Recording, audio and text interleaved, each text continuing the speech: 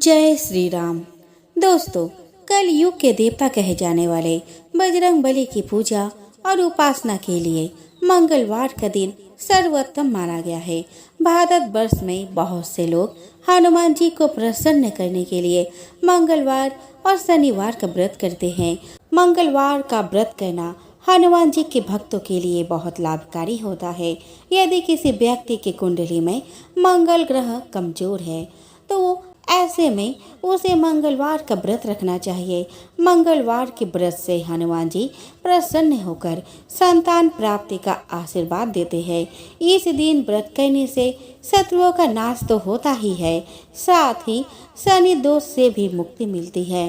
दोस्तों, हनुमान जी का कृपा सदा हमारे ऊपर बनी रहे, इसके लिए हमें यह जानना जरूरी है कि हम मंगलवार का व्रत कैसे करें और मंगलवार का व्रत करने से हमें क्या फायदे हैं। तो दोस्तों, मंगलवार का व्रत कोई भी व्यक्ति किसी भी महीने के शुक्ल पक्ष के पहले मंगलवार के दिन से शुरू कर सकता है। इस व्रत को 21 या 45 मंगलवार तक रखा जा सकता है। कोई लोग तो इस व्रत को आजीवन भी रखते हैं। इस व्रत को करने के लिए मंगलवार के दिन प्रातः काल जल्दी उठकर स्नान आदि करके लाल रंग के वस्त्र धारण कर ले। इसके बाद घर के ईशान कोण में हनुमान जी के आसन के लिए चौकी रखे और इसमें हनुमान जी की मूर्ति या चित्र को स्थापित करे। ध्यान रखें, हनुमान जी भगवान राम के परम भक्त हैं, इसीलिए उनके साथ आप भगवान राम और माता सीता की मूर्ति या चित्र भी जरूर स्थापित करें। अब अपने हाथों में जल लेकर हनुमान जी का ध्यान करते हुए व्रत का संकल्प ले और धूप दीप जलाकर भगवान राम और माता सीता की आराधना करें। इस पूजा में हनुमान जी को आप लाल रंग के पुष्प, वस्त्र, सिंदूर आदि चढ़ाएं। हनुमान जी को रुई में चमेली का तेल डालकर अर्पित करें। इसके बाद हनुमान चालीसा या सुंदर कांड का पाठ करें और हनुमान जी को गुड़ और चने का भोग लगाएं। दोस्तों, अब जान लेते हैं कि मंगलवार का व्रत हमें क्यों करना चाहिए। तो मंगलवार का व्रत करने से हनुमान जी की कृपा और आशीर्वाद तो प्राप्त होता ही है, साथ ही कुंडली में मंगल से जुड़े जितने भी दोष होते हैं समाप्त हो जाते हैं। मंगलवार का व्रत करने वाले व्यक्ति को हनुमान जी सम्मान, साहस और शक्ति का आशीर्वाद देते हैं। जिन लोगों को संतान नहीं हो रही है उन्हें हनुमान जी के आशीर्वाद से संतान की प्राप्ति होती है। तो चलिए दोस्तों, अब हम हनुमान जी के पावन कथाओं का श्रवण करें और दिल से बोले जय श्री राम। एक समय की बात है, एक ब्राह्मण दंपति की कोई संतान नहीं थी, जिस कारण वह बेहद दुखी थे। एक समय ब्राह्मण वन में हनुमान जी की पूजा के लिए गया। वहां उसने पूजा के साथ महावीर जी से एक पुत्र की कामना की। घर पर उसकी स्त्री भी पुत्र की प्राप्ति के लिए मंगलवार का व्रत करती थी। वह मंगलवार के दिन व्रत के अंत में हनुमान जी को भोग लगाकर ही भोजन करती थी। एक बार व्रत के दिन ब्राह्मणी ने ना भोजन बना पाई और ना ही हनुमान जी को भोग लगा सके। उसने प्रण किया कि वह अगले मंगलवार को हनुमान जी को भोग लगाकर ही भोजन करेगी। वह भूखी प्यासी 6 दिन तक पड़ी रही। मंगलवार के दिन वह बेहोश हो गई। हनुमान जी उसकी निष्ठा और लगन को देखकर प्रसन्न हुए। उन्होंने आशीर्वाद स्वरूप ब्राह्मणी को एक पुत्र दिया और कहा कि यह तुम्हारा सेवा करेगा। बालक को पाकर ब्राह्मणी अति प्रसन्न हुई। उसने बालक का नाम मंगल रखा। कुछ समय उपरांत जब ब्राह्मण घर आया तो बालक को देख पूछा कि वह कौन है। पत्नी बोली कि मंगलवार व्रत से प्रसन्न होकर हनुमान जी ने उसे यह बालक दिया है। ब्राह्मण को अपनी पत्नी की बात पर विश्वास नहीं हुआ। एक दिन मौका देखकर ब्राह्मण ने बालक को कुएं में गिरा दिया। घर पर लौटने पर ब्राह्मणी ने पूछा कि मंगल कहाँ है। तभी पीछे से मंगल मुस्कुरा कर आ गया। उसे वापस देखकर ब्राह्मण आश्चर्यचकित रह गया। रात को हनुमान जी ने उसे सपने में दर्शन दिए और बताया कि यह पुत्र उसे उन्होंने ही दिया है। ब्राह्मण सत्य जानकर बहुत खुश हुआ। इसके बाद ब्राह्मण दंपति प्रत्येक मंगलवार को व्रत रखने लगे। कथा राम से बड़ा राम का नाम। पुराणों में इस कथा का उल्लेख है कि अश्वमेध यज्ञ के पूर्ण होने के पश्चात श्री राम जी ने एक बड़ी सभा का आयोजन किया। सभी राजाओं को उसमें आमंत्रित किया गया। सभा में आए नारद जी के भड़काने पर एक राजा ने भरी सभा में ऋषि विश्वामित्र को छोड़कर सभी को प्रणाम किया। ऋषि विश्वामित्र गुस्से से भर उठे और उन्होंने राम से कहा कि अगर सूर्यास्त से पहले श्री राम ने उक्त राजा को मृत्युदंड नहीं दिया तो राम को श्राप दे देंगे। श्राप के भयभीत होकर श्री राम ने उस राजा को सूर्यास्त से पहले मारने का प्रण ले लिया। श्री राम के प्रण की खबर पाते ही राजा भागा भागा हनुमान जी के माता अंजनी के पास गया और पूरी बात बताए बिना उनसे प्राण रक्षा का वचन मांगा। माता अंजनी ने हनुमान जी को राजा की जान बचाने का आदेश दिया। हनुमान जी ने श्री राम की कसम खाकर कहा कि कोई भी राजा का बाल विवाह का नहीं कर पाएगा। लेकिन जब राजा ने बताया कि श्री राम ने ही उन्हें मारने का प्रण लिया है तो हनुमान धर्म संकट में फंस गए। हनुमान के सामने धर्म संकट खड़ा हो गया कि वो राजा के प्राण कैसे बचाए। अगर राजा को मौत मिलती है तो माता का दिया हुआ वचन पूरा नहीं हो पाएगा। अगर राजा को बचाया तो श्री राम का प्रण पूरा नहीं हो पाएगा और उन्हें श्राप मिलेगा। उलझन में फंसे हनुमान जी को एक युक्ति सूझी। हनुमान जी ने राजा से सरयू तट पर जाकर राम नाम जपने को कहा। हनुमान जी खुद सूक्ष्म रूप में राजा के पीछे छिप गए। जब श्री राम राजा को खोजते हुए सरयू तट पर पहुँचे तो उन्होंने देखा कि राजा राम राम जप रहा है। राम जी ने सोचा, अरे ये तो मेरा भक्त है, मैं कैसे इस पर बाण चढ़ा सकता हूँ। श्री राम महल को लौट गए और विश्वामित्र से अपनी दुविधा कही। विश्वामित्र अपनी बात पर अड़े रहे और श्री राम को फिर से राजा के प्राण लेने के लिए सरयू तट पर लौटना पड़ा।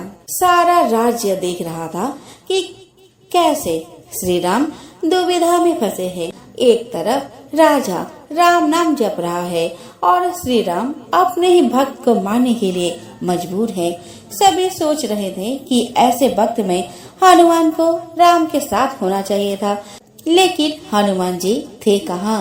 वो तो अपने ही आराध्य के विरुद्ध सूक्ष्म रूप से एक धर्म युद्ध का संचालन कर रहे थे। हनुमान जानते थे कि राम नाम जपते हुए राजा को कोई भी नहीं मार सकता, खुद मर्यादा पुरुषोत्तम राम भी नहीं। राम जी जब फिर से सरयू तट लौटे तो राजा को मारने के लिए शक्ति वाण निकाला, लेकिन तब तक राजा हनुमान जी के कहने पर सिया राम जपने लगा। राम जानते थे कि सिया राम जपने वाले पर शक्तिवान असर नहीं करता। वो बेबस हो गए और महल को लौट पड़े। उधर विश्वामित्र उन्हें लौटा देखकर श्राप देने को उतारू हो गए और राम को फिर सरयू तट पर जाना पड़ा। इस बार राजा हनुमान जी के इशारे पर जय सिया राम जय जय हनुमान गा रहा था। राम ने सोचा कि मेरे नाम के साथ साथ ये राजा शक्ति और भक्ति की जय बोल रहा है, ऐसे में मेरा कोई अस्त्र इसे मार नहीं पाएगा। इस संकट को देखकर श्री राम को मूर्छा आने लगी तो अयोध्या के साधु संतों में खलबली मच गई। तब ऋषि वशिष्ठ ने ऋषि विश्वामित्र को सलाह दी कि राम को इस तरह संकट में नहीं डालना चाहिए। उन्होंने कहा कि राम चाहकर भी राम नाम जपने वाले को नहीं मार सकते, क्योंकि जो बल राम के नाम में है वह खुद राम में भी नहीं है। संकट बढ़ता देखकर ऋषि विश्वामित्र ने राम को संभाला और अपने वचन से मुक्त कर दिया। मामला संभलते देखकर राजा के पीछे छिपे हनुमान वापस अपने रूप में आ गए और श्री राम को प्रणाम किया। तब श्री राम ने कहा कि हनुमान ने इस प्रसंग से साबित किया है कि भक्त की शक्ति हमेशा आराध्य की ताकत बनी है और सच्चा भक्त हमेशा भगवान से बड़ा ही रहेगा। भगवान श्री राम जब रावण को सेना सहित पराजित करके सीता जी को लेकर वापस अयोध्या पहुँचे, जहां उनके लौटने की खुशी में एक बड़े भोज का आयोजन हुआ। वानर सेना के सभी लोग भी आमंत्रित थे, लेकिन वे सभी आखिर थे तो जंगल में रहने वाले वानर ही ना। उन्हें सामान्य सामाजिक नियमों का पहचान नहीं था। इसीलिए वानर राज सुग्रीव जी ने उन सब को खूब समझाया। उन्होंने कहा कि देखो, यहाँ हम मेहमान हैं और अयोध्या के लोग हमारे मेजबान। तुम सब यहाँ खूब अच्छी तरह से शिष्टाचार के साथ पेश आना, जिससे कि हम वानर जाति वाले को लोग शिष्टाचार विहीन न समझे। इस बात का ध्यान विशेष रखना। सभी वानरों ने अपने राजा की बात मानी और अपने समाज का मान रखने के लिए तत्पर हुए। तभी एक वानर आगे आया और हाथ जोड़कर वानर राज सुग्रीव से कहने लगा, प्रभु, हम प्रयास तो करेंगे, किंतु हम ठहरे बंदर, कहीं भूल चूक भी हो सकती है। तो हो सकता है कि अयोध्या वासियों के आगे हमारी छवि अच्छी नहीं रहे। इसके लिए मैं प्रार्थना करता हूँ कि आप किसी को हमारा अगुआ बना दे, जो न सिर्फ हमें मार्गदर्शन देता रहे, बल्कि हमारे बैठने आदि का प्रबंध भी सुचारू रूप से चलाए। कहीं किसी वस्तु के लिए वानर आपस में लड़ने भिड़ने लगे तो हमारी छवि धूमिल हो सकती है। उस बुद्धिमान वानर की बात सुनकर वानरों में सबसे ज्ञानी और श्री राम के सर्वप्रिय हनुमान को सभी का अगुआ बना दिया गया। भोज के दिन श्री हनुमान सबके बैठने वगैरह का इंतजाम करते रहे। पूरी वानर सेना को ठीक से बैठने के बाद हनुमान जी जब श्री राम के समीप पहुँचे तो श्री राम ने उन्हें बड़े प्रेम से कहा कि तुम भी मेरे साथ ही बैठकर भोजन करो। अब हनुमान पेशो पेश में आ गए। उनकी योजना में प्रभु के बराबर बैठना तो था ही नहीं। वे तो अपने प्रभु के भोजन ग्रहण करने के बाद ही प्रसाद के रूप में भोजन ग्रहण करने वाले थे। उनके लिए ना तो बैठने की जगह ही थी और ना ही भोजन परोसने के लिए केले का पत्ता था। इसीलिए हनुमान बेचारे कस में थे। वे ना तो प्रभु की आज्ञा टालने का साहस कर सकते थे और ना उनके साथ खाने बैठ सकते थे। लेकिन प्रभु तो भक्त के मन की बात जानते हैं ना। तो वे जान गए कि मेरे हनुमान के लिए केले का पत्ता नहीं है और न ही स्थान है।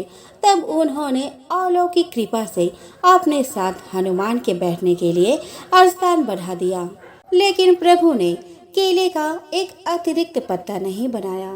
इसके बजाय भगवान ने कहा कि हे मेरे प्रिय, अति प्रिय छोटे भाई और पुत्र की तरह दुलारे हनुमान, तुम मेरे साथ मेरे ही केले के पत्ते में भोजन करो, क्योंकि भक्त और भगवान एक ही है। कोई हनुमान को भी पूजे तो मुझे ही प्राप्त होगा। इस पर श्री हनुमान जी बोले कि हे प्रभु, आप मुझे कितने ही अपने बराबर बताए, मैं कभी आप नहीं होऊंगा, ना तो कभी हो सकता हो और ना ही होने की अभिलाषा है। मैं सदा से आपका सेवक हूँ और रहूँगा। आपके चरणों में ही मेरा स्थान था और रहेगा। मैं आपके साथ खा नहीं सकता। जब हनुमान जी ने प्रभु के साथ भोजन करने से इनकार कर दिया, तब श्री राम ने अपने सीधे हाथ की मध्यमा अंगुली से केले के पत्ते के मध्य एक रेखा खींच दी, जिससे वह पत्ता एक भी रहा और दो भी हो गया। एक भाग में प्रभु ने भोजन किया और दूसरे अर्ध में हनुमान जी को भोजन कराया। अर्थात जीव आत्मा और परमात्मा के ऐक्य और द्वैत दोनों के चिन्ह के रूप में केले के पत्ते आज भी एक होते हुए भी दो है और दो होते हुए भी एक है, यानी द्वैत में अद्वैत है।